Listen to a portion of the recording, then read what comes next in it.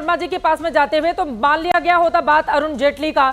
अगर अरुण जेटली जी ने कहा था नहीं पहले पवन वर्मा जी और भी बहुत मेहमान है हमारे साथ, अभिषेक झा भी हमारे साथ मौजूद है, ए के वाजपेयी जी भी जुड़े हुए हैं। पवन वर्मा जी आपके पास आते हुए, पवन वर्मा जी ये जो लड़ाई चल रही है, पहले सूत्र और मूत्र वाली टिप्पणी पर मैं चाहूंगी, आप पूर्व राज्यसभा के सांसद भी रहे हैं, इस तरह की राजनीति क्या सूट करती है बिहार को? मैं समझता हूं कि जो शब्द और जिस लहजे में तेजस्वी यादव जी ने टिप्पणी की वो अमर्यादित है, अस्वीकृत है और शर्मनाक है। तो इस पे मेरी कोई दो राय नहीं, मैं दो टूक बात आपके सामने रखता हूँ। चित्रा जी, क्योंकि मेरे पास समय कम है, मुझे दूसरे चैनल पे जाना है, मैं बहुत संक्षिप्त में अपनी बात आपके सामने रख देता हूँ। ऐसा है कि चुनाव आयोग के पास पूरा हक और अधिकार है कि वो वोटर लिस्ट की शुद्धता सुनिश्चित करे। हमें इससे कोई एतराज़ नहीं है। जन स्वराज पार्टी एक संतुलित हमेशा स्टैंड लेती है, हमें उससे एतराज़ नहीं है।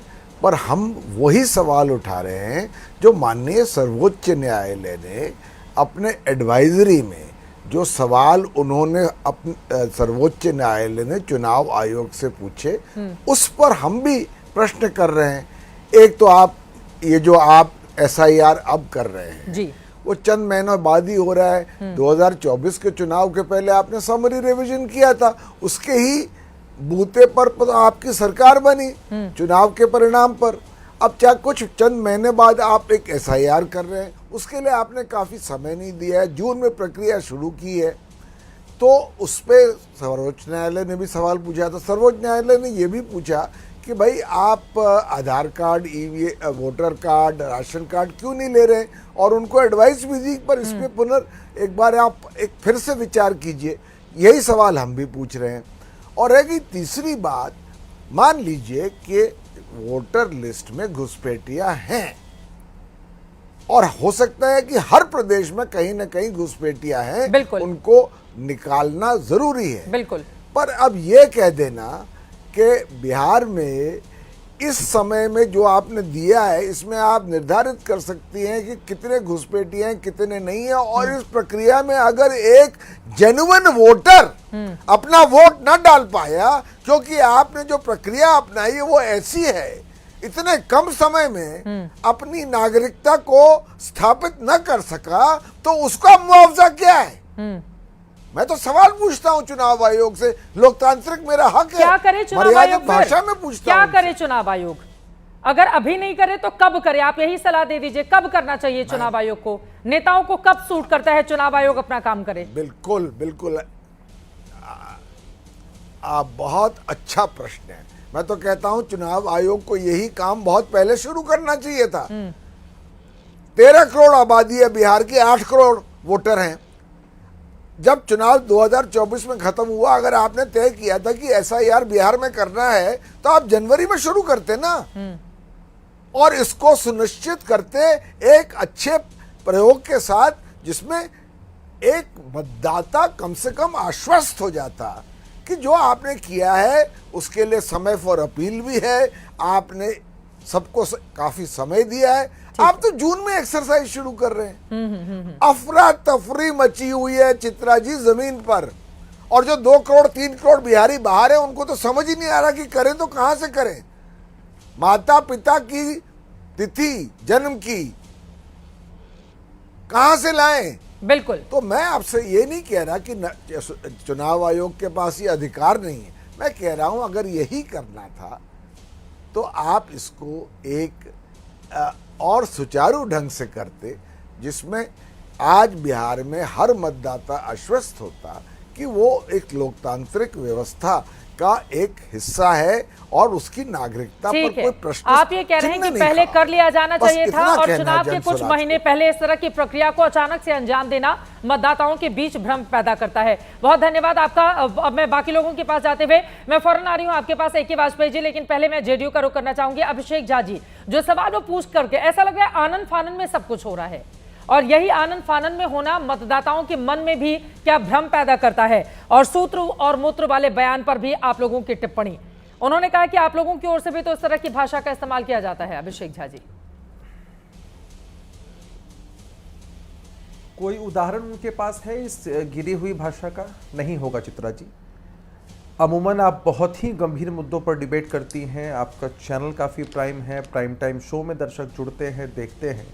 लेकिन आज कितना दुर्भाग्यपूर्ण सब कुछ लग रहा है कि वो जो घटिया बयान तेजस्वी यादव जी की तरफ से दिया गया, उसको कहीं ना कहीं टैगलाइन और हेडलाइन बनाकर हम सबको डिबेट करना पड़ रहा है। लोकतंत्र में हर किसी के पास अपने विरोध को दर्ज कराने का अधिकार होता है, लेकिन जिस तरह से तेजस्वी यादव जी ने खासकर मीडिया को टारगेट करते हुए, चुनाव आयोग को तो टारगेट करते ही थे, हमको तो टारगेट करते ही थे, और अब आप लोगों को टारगेट करते हुए तेजस्वी यादव जी ने जिन शब्दों का इस्तेमाल किया है, हम कड़े शब्दों में उसकी निंदा करते हैं, भत्सना करते हैं। तेजस्वी जी, उनकी पार्टी, पूरे गठबंधन को माफी मांगनी चाहिए। अपनी भाषाई दरिद्रता का परिचय उन्होंने दिया है, और जिस राजनीतिक कुसंस्कार का वो परिचय दे रहे हैं, ऐसा लग रहा है कि अपने माता पिता के शासनकाल और उनकी पूरी राजनीतिक परवरिश में तेजस्वी जी ने इन्हीं बातों को सोचा है, समझा है और जाना है, और तभी तो दोबारा भी ऐसे शब्दों का ही इस्तेमाल कर रहे हैं। हमें लगता है कि तेजस्वी यादव जी जिस आचरण का प्रस्तुतिकरण कर रहे हैं, आने वाले चुनाव में बिहार के लोग उनको सबक जरूर सिखाएंगे, क्योंकि बिहार की ऐसी छवि नहीं है। जब इनको शासन करने का मौका मिला था, तब बिहारियों की छवि कितनी बुरी बनाई थी इन्होंने, सबको याद है, और अब लोग इसको किसी भी कीमत पर स्वीकार नहीं करेंगे। अब दूसरे वाले पहलू पर चले आते हैं। जी, पिछली बार चुनाव आयोग ने यह प्रक्रिया 31 दिनों में पूर्ण की, इस बार 25 दिनों का लक्ष्य है। इसको लेकर बड़ा कंफ्यूजन है अभिषेक झा जी, इसको लेकर बड़ा कंफ्यूजन है।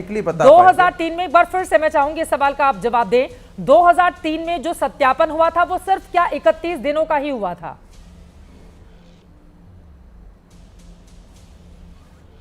नहीं, जो तथ्य हमेशा चुनाव आयोग की तरफ से रखे गए हैं, उनकी पदाधिकारियों की तरफ से रखे गए हैं, उसमें यही बात सामने आती है। और चित्रा जी, ये सवाल किससे पूछे जा रहे हैं? ये जो सवाल आप पूछ रही हैं, हमारे विपक्ष के साथी पूछ रहे हैं, वो किससे पूछ रहे हैं? चुनाव आयोग से पूछ रहे हैं। हमें लगता है कि आप लोगों ने कई डिबेट्स कराए हैं, जिसमें पूर्व कई बड़े पदाधिकारी जो चुनाव आयोग में काम कर चुके हैं, उन्होंने इस बात पर अपना पक्ष रखा है। चुनाव आयोग के वर्तमान पदाधिकारियों ने अपना पक्ष रखा है, सब लोगों ने बातें बताई, और हमें लगता है कि उनके जवाब से संतुष्ट होना ना होना हर किसी के बस में है। पूरा मामला न्यायालय में गया, न्यायालय की जो टिप्पणी है वो भी आपके सामने है। हम चुनाव आयोग के प्रवक्ता नहीं हैं कि उन बारीकियों को हम आपके सामने बता पाएं। हम चाहते हैं निष्पक्ष चुनाव हो, हर व्यक्ति को वोट देने का अधिकार मिले, जो फर्जी वोटर है वो हमारे लोकतांत्रिक प्रक्रिया को प्रभावित ना कर सके, ये भी हम सबकी मंशा है। लेकिन विपक्ष के साथी जिस तरह की बेचैनी दिखाते हैं, और कुछ ऐसी पार्टियां भी जिनको भी आपने बिठाया, मौका दिया, जो बिहार की राजनीति में न 3 में है न 13 में, न चुनाव लड़ने का अनुभव है न सांगठनिक अनुभव है, वो पार्टियां भी जब सवाल उठाती हैं, तब हमें थोड़ा आश्चर्य होता है कि भाई आप इतने विरोध में क्यों हैं? किस चुनाव आयोग के विरोध में आप हैं? उसी चुनाव आयोग के विरोध में है जिस चुनाव आयोग ने चुनाव करवाया और तेजस्वी यादव जी विधायक बन गए, नेता प्रतिपक्ष बने, कभी मंत्री बने? या उस चुनाव आयोग के विरोध में आप हैं जिसके मार्फत चुनाव होता है और राहुल जी और प्रियंका जी सांसद बन जाते हैं? बिल्कुल, कई लोग जीत करके आते हैं। ठीक है। अगर उसी चुनाव आयोग के खिलाफ ये सभी लोग हैं, तो हम तो कहते हैं कि जिस खेल में आपको रेफरी पर भरोसा नहीं है, उस खेल को मत खेलिए, इस्तीफा दे दीजिए ना। इस्तीफा देकर साबित करिए कि ये जो आप बातें कह रहे हैं, सचमुच आपके मन के अंदर भी ये जहर है। क्योंकि चित्रा जी, इन सब के बावजूद एक ही बात की चिंता हमें सता रही है कि लोकतांत्रिक जो प्रक्रिया है और जिस तरह से जो स्वायत्त संस्थाएं हैं, उनकी क्रेडिबिलिटी पर क्वेश्चन मार्क लगाकर ये समाज में एक जहर घोल रहे हैं। ठीक है।